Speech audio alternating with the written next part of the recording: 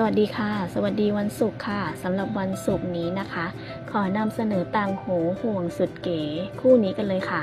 โดยต่างหูคู่นี้นะคะเป็นต่างหูห่วงเพชรนะคะน้ำหนักรวมอยู่ที่ 19.59 กะรัตนะคะโดยความสวยของเขานะคะก็คือมีการฝังเพชรรอบๆตัวห่วงไม่ว่าจะมองจากมุมไหนก็คือจะสามารถเห็นเพชรได้ตลอดทั้งห่วงเลยนะคะ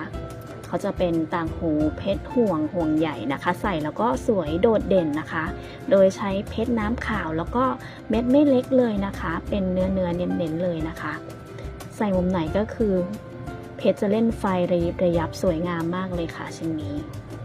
ท่านไหนที่ชื่นชอบนะคะต่างหูห่วงสุดเก๋ใส่แล้วเท่ใส่แล้วชิคคู่นี้นะคะ